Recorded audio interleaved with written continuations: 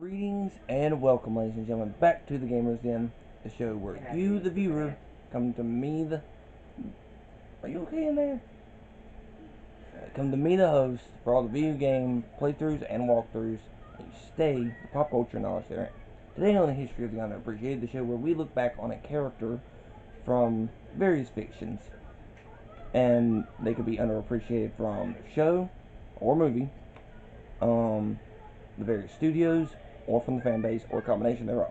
Today, if you couldn't tell by the thumbnail, we're looking at Crabominable, the woolly crab Pokemon, a ice fighting type, and hated by the fan base for its design. But I'm just like, it's based on a Yeti and a Yeti crab. Both are not exactly lookers. This thing actually looks better than those. And it's saved my neck a couple of times, mind you, so.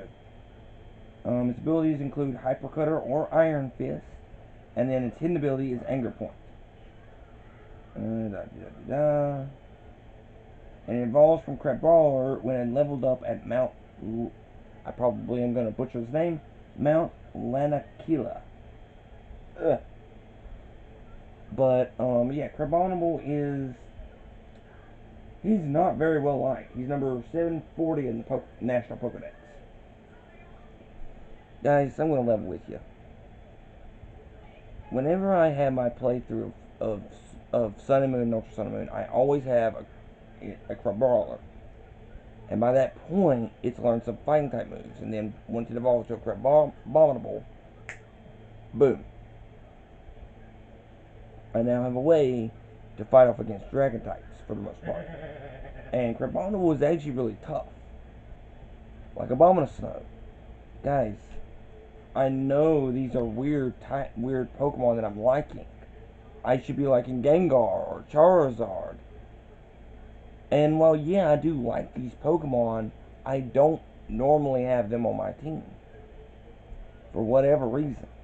Gengar is just, he's a traded Pokemon. I don't do those very often. If at all. And, come on, guys. Why would I get Charizard when Blastoise is so much cooler? And more diverse? I don't need a dragon type move. And the fire type is the only one I need from this Pokemon. A flying type I can get from the common flying type Pokemon. And as the games go on, they get more diverse. So Charizard's kind of overrated. But Gengar's a little too weak in my opinion. But I don't mind them. Crabominable and Abomasnow previously have both saved my necks numerous times. Me and my team have saved a specific fight. Since it is an ice and fighting type, can learn numerous fighting type and ice type moves. And like I said, it's pretty durable. It could take a few hits. But I know a lot of the reason why fans don't like it. It does kind of look like a, well, hillbilly a little bit. Just the hair. But it does look goofy. But have y'all seen the Gengar? I mean, have you really looked at a Gengar? I know it seems like I'm picking on Gengar a bit, but he's a little goofy.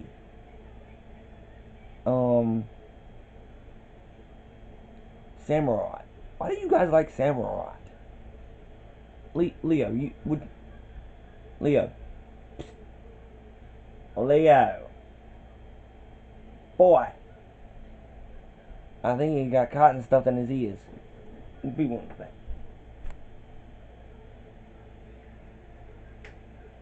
Right. I asked you a question. Well, I'm not paying attention. I noticed. I yelled your name like 3 times. On camera, no less. You know what happens when I'm watching anime. I know. Talking about Crabominable and everything. But then, another. Why do people like Samurai? from Gen 5. A lot of people like that one. I don't understand it, personally. It looks goofy. It's weak as hell compared to even Superior. Yeah, I went there. Shut up. I can hear the comments blowing up already. Oh, yeah. If we got comments. But yeah, Crabominable and Abomasnow before it have saved my neck numerous times. Abomasnow I've used. I haven't really used Crabominable. It's about like Abomasnow. It's in the same camp. It's got a dual typing that people don't. Well, it's not its dual typing this time that they don't like. It's its design. I'm just like, have y'all seen the snow crab? Have you seen the Yeti?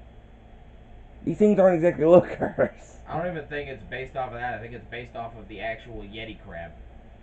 That's what I'm talking about. The snow crab, the Yeti crab, or whatever. Yeah. It's based off of Yeti as well, a bit. But either way, it's not. Neither one are exactly, well, gonna do it in the looks department. Actually, this thing looks better than the both of them. I'm just a hair. See, even he agrees with that, guys. But as far as that goes, then I was just like, I know a lot of people are gonna be weirded out that I don't like that I'm not, I don't praise Gengar or Charizard. Don't get me wrong, they're good, but compared to some other Pokemon in their same categories, Honestly, they're a little more. There's a lot more powerful. I'd rather train up my Haunter a bit before I turn it into a Gengar. I mean, Haunter can learn a big variety of moves. Right, but Before it Gengar's a ever little more evolves. popular. Gengar's a little more popular. Well, I mean, I would still But as evolve far as it, that, but I wouldn't use a Gengar or a Haunter on my team. I'd use a more powerful Ghost type, a far more powerful Ghost type. Well, when you're just Especially starting out, that's about the only one you got. right, you get a Ghastly pretty early on in a lot of the games it's in. But I don't normally use Ghost types. I use Dark types. They're a little more durable, tougher, and able to take a little more typing advantages. Charizard, just overrated. It's not as diverse. When you got Rock a Slide. well, it's not just that. Look at its typings that it can learn. Can you learn Steel Wing? It can learn some Dragon type moves, Fire and Flying type moves in later gens. All of these, okay, the first two I don't even need. A Dragon type, really? When I can get a freaking Gyarados, which is 10 times more powerful than a Charizard, and Steel. Who uses a Steel Wing on a Charizard? Show of hands. Steel Wing or Metal Claw? Who uses that? I was gonna jokingly do this, but no. I I can't mean, I even didn't. joke about Because that. those are really weak Steel type moves. Let alone, why would you make a Fire or Flying type use a Steel move? There's no stab damage whatsoever. Even so, why make them that weak of the Steel type moves? They're so weak. Might as well just give it Metal Sound. And that don't even do any damage. But the Fire and Flying types can be traded for much better Pokemon.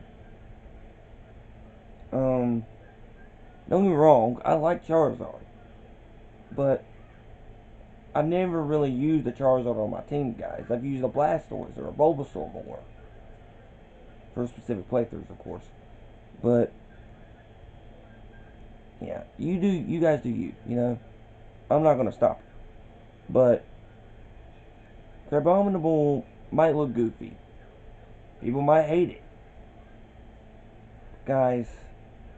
Don't let the hate from other players influence your choice on Crabominable. Yes, it looks goofy. Yes, it looks like a stupid haystack with swinging oven mitts. But it's strong and it's tough. Just saying, you will need it going forward. You will need an ice type and a fighting type at some point down the line. And I would suggest you use them.